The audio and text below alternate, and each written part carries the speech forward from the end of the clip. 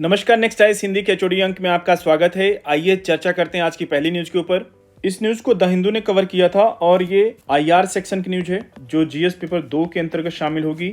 News ये है कि India Paraguay can strengthen trade ties. प्रधानमंत्री भारत के साथ कारोबारी और रक्षा संबंध मजबूत करने को इच्छुक पैराग्वे, और ये डिप्लोमेसी का एक नया आयाम यानी कूटनीति का एक नया आयाम। पैराग्वे के राष्ट्रपति ने प्रधानमंत्री मोदी के साथ द्विपक्षीय मुलाकात की। अगर इसके डिटेल में बात करें तो दक्षिण अमेरिका देशों के साथ अपने कूटनीतिक, आर्थिक व सामरिक संबंधों को मजबूत करने में जुटे भारत को इस क्षेत्र में एक प्रमुख देश पैराग्वे ने बहुत सकारात्मक संकेत दिए हैं।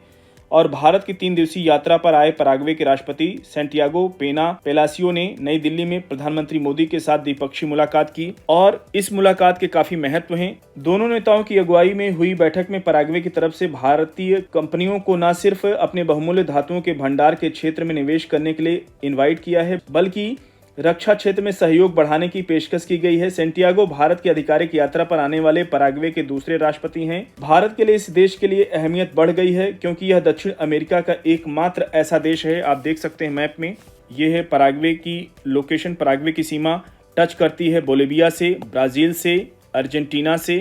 क्वेश्चन यूपीएससी पूछता रहा है, इसके ऊपर आगे हम चर्चा करेंगे। 2024 का क्वेश्चन इसी से मिलता जुलता पूछा गया था। भारत के लिए इस देश के लिए अहमियत बढ़ गई है क्योंकि यह दक्षिण अमेरिका के एकमात्र ऐसा देश है जो चीन के प्रभुत्व के सामने नहीं झुकते हुए ताइवान के साथ कूटनीतिक संबंध स्थापित किया हुआ है। और एक तरफ जहां दक्षिण अमेरिका के अन्य सभी देशों में चीन की कंपनियों का वर्चस्व हो, वहीं पैराग्वे चीन की कंपनियों को निवेश करने में कोई छूट नहीं देता है। राष्ट्रपति सैंटियागो के साथ बैठक को संबोधित करते हुए प्रधानमंत्री मोदी ने कहा कि आतंकवाद के खिलाफ लड़ाई में भारत व पैराग्वे कंधे से कंधा मिलाकर खड़े हैं। साइबर क्राइम हो गया या फिर ऑर्गेनाइज क्राइम हो गया, संगठित अपराध, मादक दवाओं के कारोबार जैसे साझा चुनौतियों से लड़ने के लिए दोनों देशों में सहयोग हुआ है। और मुझे विश्वास है कि आपकी यात्रा से प्रधानमंत्री मोदी ने संबोधित करते हुए कहा कि आपसी संबंधों के विश्वास, व्यापार और करीबी संबंधों को नई मजबूती मिलेगी। साथ ही भारत और लैटिन अमेरिका संबंधों में एक नए आयाम जुड़ेंगे। पैराग्वे से पहले चिली गैब्रियल 4 अप्रैल के पहले हफ्ते में भारत दौरे पर आए थे और इसके पहले फरवरी में पेरू के विदेश मंत्री एल्मर शाइलर साल्सेदो ने भारत का दौरा किया। इसके पहले कभी इतने कम समय में दक्षिण अमेरिकी देशों के शीर्ष नेताओं ने भारत का दौरा नहीं किया था, इसलिए ये पूरा इंपॉर्टेंट न्यूज हो जाती है। इसी से मिलता जुलता यूपीएससी ने क्वेश्चन पूछा था 2024 में, इसका उत्तर आप लोग दीजिएगा। ये 2024 में यूपीएससी ने क्वेश्चन पूछा था, ए सीरीज का क्वेश्चन नंबर 87 था। इसमें पेयर वाला है, निम्नलिखित युग्मों पर विचार कीजिए। लेफ्ट हैंड साइड में देश हैं तो राइट हैंड साइड में समाचारों में रहने के कारण दिए गए हैं, ये आपको बताना है। देश अर्जेंटीना के सामने सबसे खराब आर्थिक संकट है और दूसरा देश है सूडान, उसके सामने देश की नियमित सेना और अर्धसैनिक बलों के मध्य युद्ध। तीसरा देश तुर्की, नाटो की अपनी सदस्यता निरस्त कर दी। उपयुक्त युग्मों में से कितने सही सुमेलित हैं ये आपको बताना है। ऑप्शन ए केवल 1 युग्म, ऑप्शन बी केवल 2 युग्म, ऑप्शन सी सभी 3 युग्म, ऑप्शन डी कोई युग्म नहीं। कृपया इस प्रश्न का उत्तर आप लोग अधिक से अधिक संख्या में कमेंट बॉक्स में देने का प्रयास कीजिएगा। काफी लोगों ने अधिक संख्या में प्रश्न का उत्तर दिया था तो उसके डिटेल में हम नहीं चर्चा करेंगे। अगर आप कहेंगे तो उसके डिस्कशन करेंगे। अगली न्यूज की ओर बढ़ेंगे। इस न्यूज को जनसत्ता ने कवर किया था और ये भी इकोनॉमी सेक्शन की न्यूज है जो जीएस पेपर 3 के अंतर्गत शामिल होगी। न्यूज ये है कि चौथी सबसे बड़ी अर्थव्यवस्था जिसकी चर्चा कल हम लोगों ने थोड़ा सा किया था, देश की आर्थिक छलांग से क्या होगा फायदा, इसके ऊपर कर लेते हैं। भारत ने एक बार फिर से दुनिया को अपनी आर्थिक मजबूती का एहसास कराया है। जापान को पीछे छोड़कर भारत दुनिया की चौथी सबसे बड़ी अर्थव्यवस्था बन गया है और इस उपलब्धि पर एक्सपर्ट की अलग अलग राय है। वहीं केवल 11 वर्षों में भारत दुनिया की 10वीं से चौथी सबसे बड़ी अर्थव्यवस्था बन गया है। आइए समझने की कोशिश करते हैं कि आखिर लोगों को इससे क्या फायदा मिलेगा, भारत की यह छलांग लोगों में कितना बड़ा बदलाव लाएगी। इसे देखिए, अगर बात करें कि आम आदमी को इससे क्या मिलेगा फायदा, तो दुनिया की चौथी सबसे बड़ी अर्थव्यवस्था बनने से विनिर्माण, सेवा, तकनीकी क्षेत्रों में निवेश बढ़ेगा। इससे युवाओं के लिए नए एम्प्लॉयमेंट यानी रोजगार के अवसर पैदा होंगे और मेक इन इंडिया जैसी योजनाएं और मजबूत होंगी। एक्सपर्ट के मुताबिक यानी विशेषज्ञों के अनुसार सरकार द्वारा सड़कों, मेट्रो, हवाई अड्डों और बंदरगाहों पर किया जा रहा निवेश अब और तेजी से बढ़ सकता है। इससे शहरी और ग्रामीण क्षेत्रों के बीच संपर्क बेहतर होगा। मजबूत अर्थव्यवस्था से देश का निर्यात बढ़ेगा और आयात पर निर्भरता घटेगी, जिससे महंगाई पर कंट्रोल पाया जा सकता है। सरकार युवाओं के कौशल और तकनीकी शिक्षा पर अधिक खर्च कर सकती है, जिससे उन्हें बेहतर नौकरियों के अवसर मिलेंगे। सरकारी हॉस्पिटल में सुविधाएं बढ़ सकती हैं और तकनीकी क्षेत्र में नए अवसर पैदा होंगे, जिससे कि आम जनता को सस्ते और बेहतर तकनीकी उत्पाद मिल सकेंगे। भारत की यह आर्थिक सफलता न सिर्फ आंकड़ों में बल्कि आम नागरिकों के जीवन में सकारात्मक बदलाव लाने की दिशा में एक महत्वपूर्ण कदम है। और क्या बदलाव होगा? और भारत की अंतर्राष्ट्रीय बातचीत में साख बढ़ेगी। G20 अगर बात करें, G20, ब्रिक्स, IMF जैसी संस्थाओं में बड़ी और निर्णायक भूमिका रहेगी। विदेशी कंपनियों और निवेशक भारत को एक बड़े उभरते बाजार के रूप में अधिक महत्व देंगे।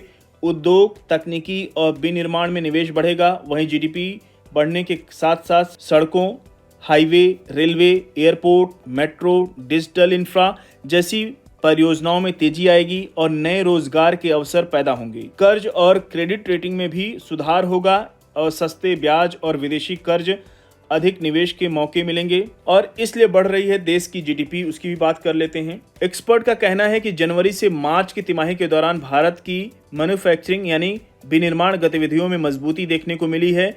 इसी का नतीजा रहा कि इस तिमाही में देश की GDP दर 7.4% रही है और पूरे वित्त वर्ष 2024-25 के लिए अनुमानित GDP वृद्धि 6.5% रहने का अनुमान है। और एक्सपर्ट के मुताबिक भारत की आर्थिक सफलता में छोटे, मध्यम और बड़े उद्योग यानी स्मॉल मीडियम इंटरप्राइजेस और बड़े उद्योगों के साथ साथ कृषि क्षेत्र का भी अहम योगदान है। उन्होंने कहा कि कोविड काल के दौरान भी कृषि क्षेत्र ने हमें स्थिर रखा है। आज भी देश के विभिन्न उद्योग हमारी मैन्युफैक्चरिंग और सर्विस यानी सेवा क्षमताओं को मजबूत बनाए हुए हैं। भारत का मौजूदा आर्थिक स्थिति संतोषजनक है। देश का बड़ा आर्थिक ढांचा मजबूत है जिसमें इन्फ्लेशन यानी मुद्रास्फीति, आर्थिक विकास, आय, बेरोजगारी के आंकड़े संतुलन में हैं। और देखिए, अगर बात करें, ये राह इतनी भी आसान नहीं है।